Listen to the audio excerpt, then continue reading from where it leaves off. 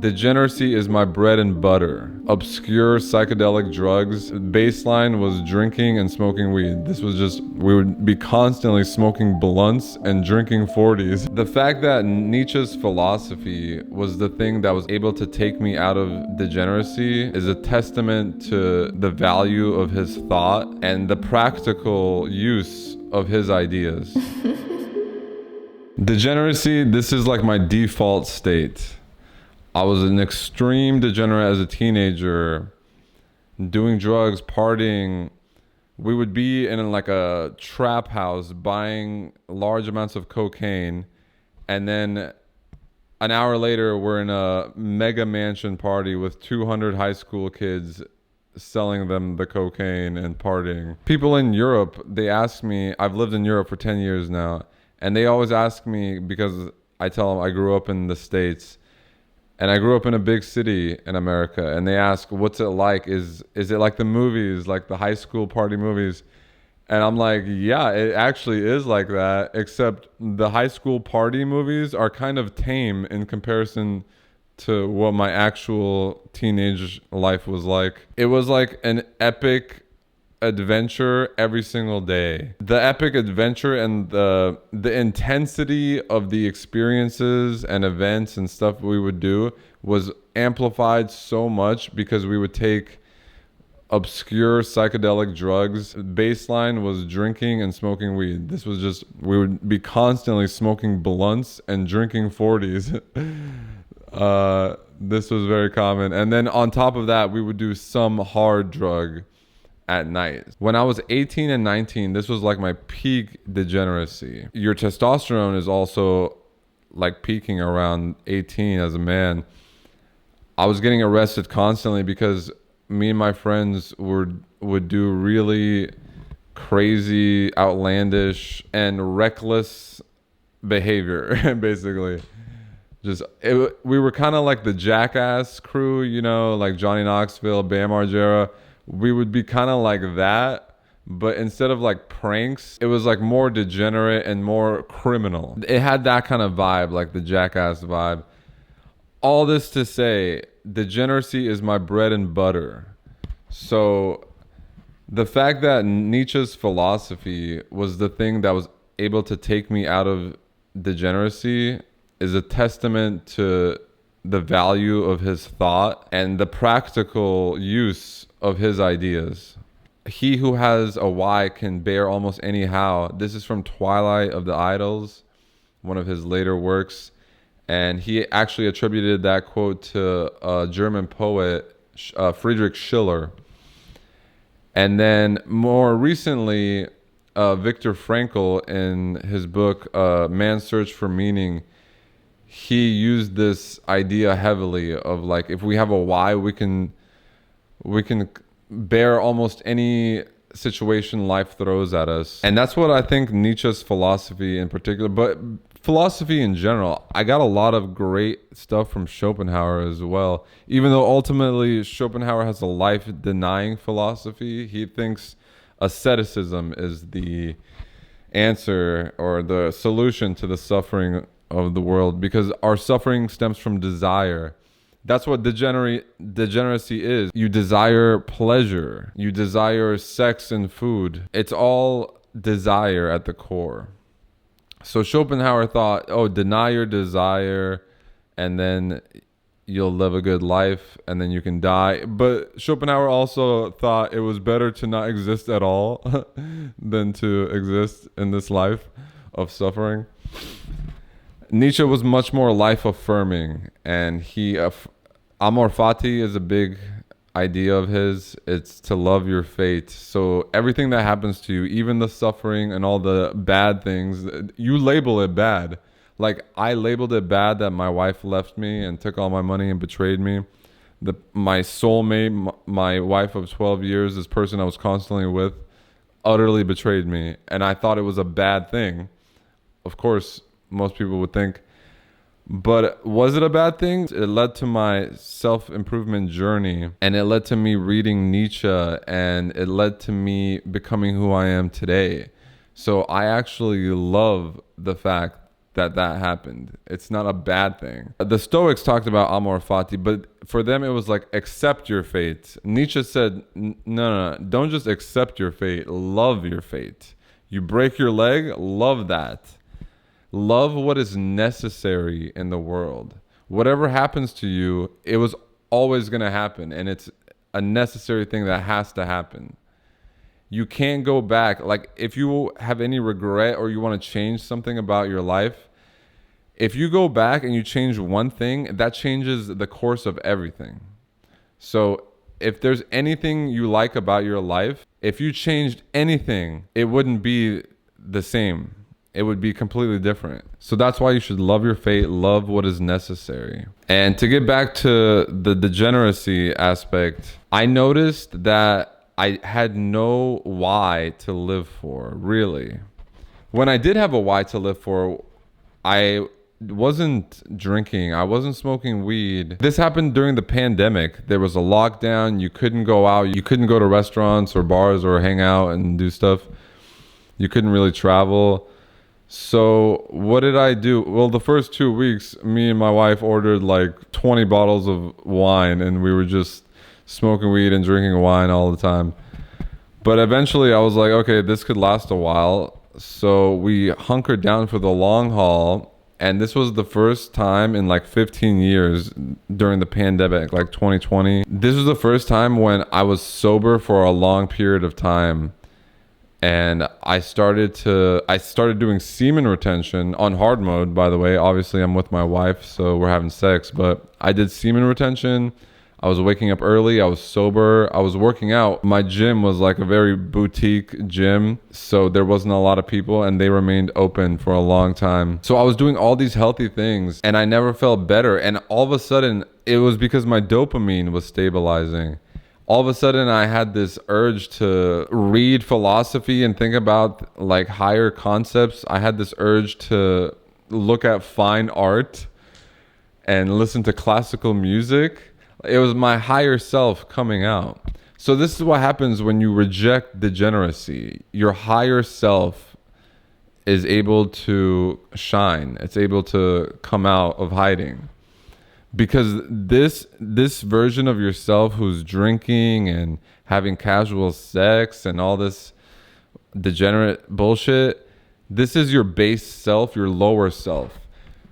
The self that yearns for women, that yearns for sex and intimacy and connection with women, this is all just a symptom of your sex drive. Your balls are producing an infinite amount of sperm, and your animal self just wants to spread that sperm and impregnate women.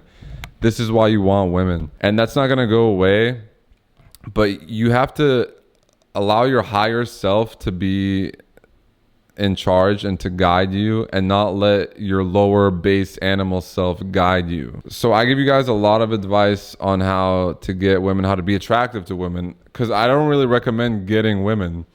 I've gotten women a lot, and I'm telling you, it's not all it's cracked up to be. Every time I've like lusted after a woman, and or just like not even a specific woman, but I just wanted sex, and then I got it, it was never worth it. It was never worth what it took to get it. Going out, drinking, destroying my health, fucking up my sleep schedule to get a little bit of pleasure, it's so not worth it.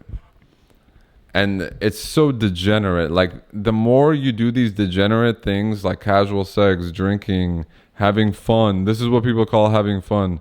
Staying up late and drinking alcohol. This is fun to most people. Don't be most people. Separate yourself from the herd.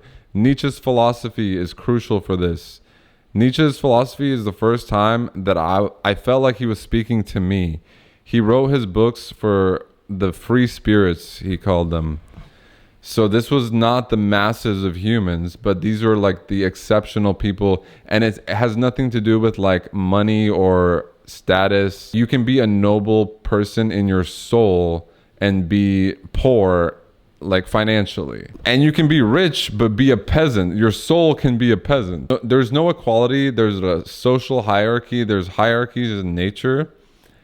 but they're not fixed. You can work your way up the hierarchy through pure will. As an example, look at Napoleon Bonaparte. He crowned himself emperor. He didn't have like a priest or something put the crown on his head. He put it. So he's basically signaling that he's above religion. He's above God. He is a god, basically. He conquered all of Europe. He was a brilliant military genius, but he was low born. He was base born. He wasn't born into nobility.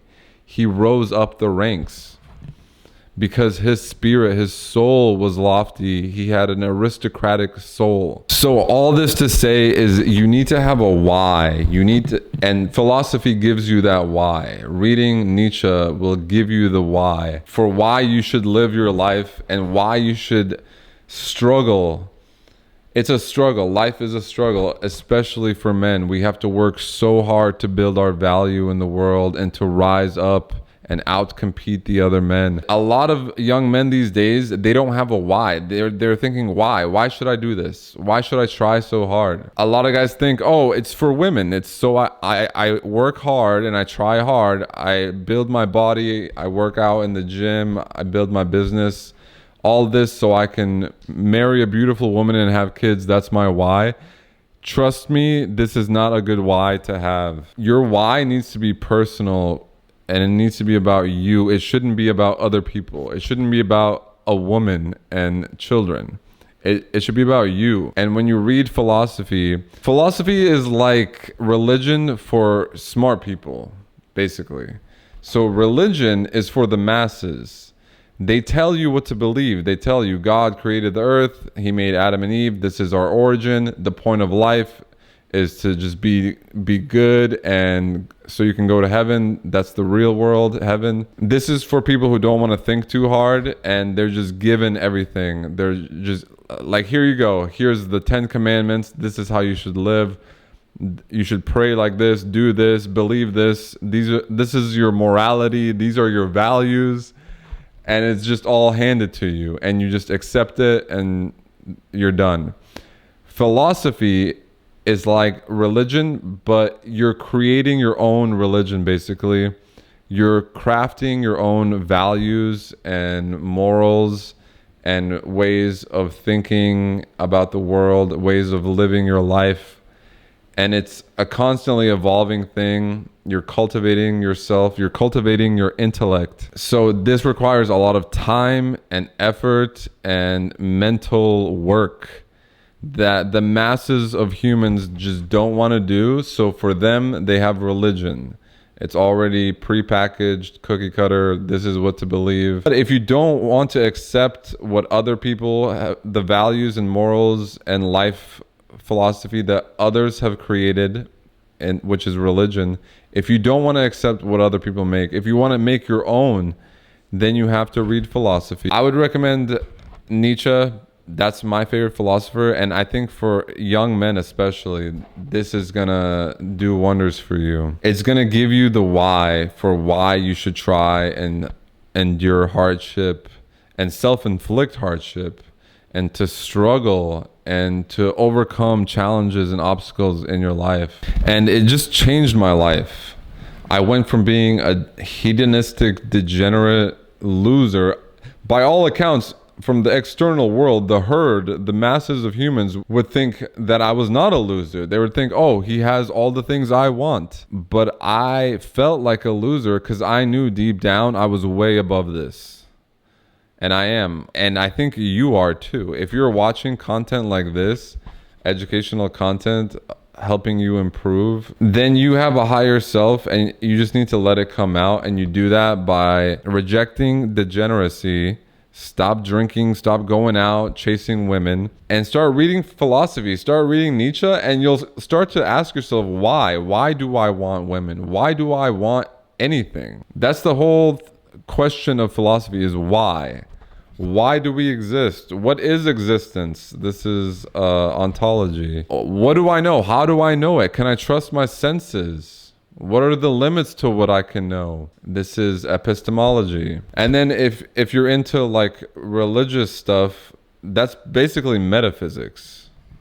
So a lot of people don't know this, but Plato, one of the most famous philosophers, student of Socrates, Platonism is basically a proto-Christianity, because Plato said there's a world of perfect forms, and our physical reality, this is just like an imperfect, unreal version of the perfect world.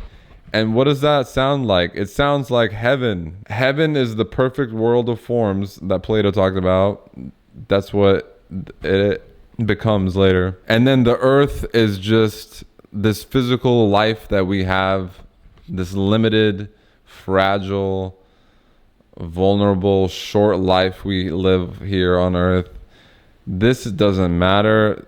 The true life, the true world is the perfect world in heaven with God. So Christianity came from Platonism, and this is all metaphysics. So it's like beyond physics. Nietzsche was very materialistic. He thought we should ground ourselves in the physical world and what we know to be true and what we experience. And Nietzsche was big on living your life to the fullest and not spending... I'm telling you to read philosophy, but you should also live the philosophy. So Nietzsche says, live dangerously. I'm not just reading about him telling me to live dangerously. I'm doing it. I'm going out and skateboarding in the streets, disobeying, disregarding all traffic laws. Don't be reckless. I've mastered what I do. Me skateboarding through the streets, I've been doing this for over a decade in the same city. So I'm very advanced. I've mastered this. It's not recklessness what I'm doing. It's just a mastery, basically. Don't be reckless, but live dangerously. Like, be bold. I think that's what it means to live dangerously, is be bold. Tell people what you actually think. Don't try to use these social niceties and try to sugarcoat things. Just be completely blunt and honest. Tell people what you think. Do what you want to do. If you want to get up and stretch, do it. It's basically not caring what others think. And when you realize that most other people, 99% maybe, are just like the masses of humans, the herd, and they all think the same things. They all have a very similar worldview. You stop giving a fuck what other people think, because other people are just so lame in comparison to your lofty spirit. When you read Nietzsche, when you read philosophy, you start to feel like an aristocrat spiritually. So guys, if you want to transform the way I did, I went from a degenerate to a philosopher warrior. If you want me to help you, because I can do it for you. I've done it for myself. I can do it for you. I'm offering a 6-month transformation, because that's how long it takes to lay the groundwork, and then you'll keep doing those things for years and years to actually transform. This isn't an overnight thing. 6 months is me helping you lay the foundation.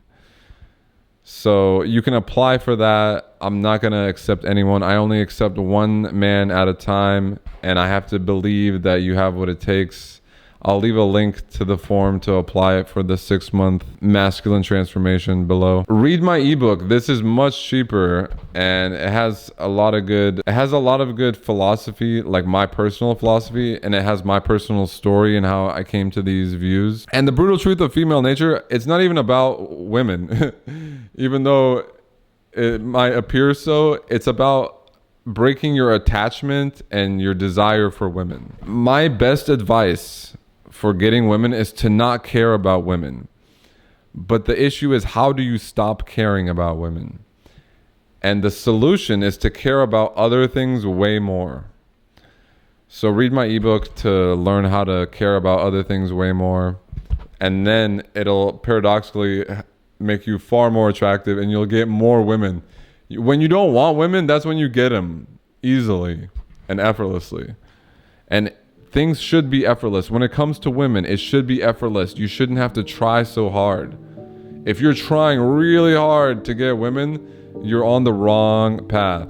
You have to not care and you have to care about something else, like the things you learn by reading Nietzsche, by reading philosophy. All right, you guys, like the video, leave a comment, subscribe to my channel if you like these topics, and I'll see you in the next one. Peace.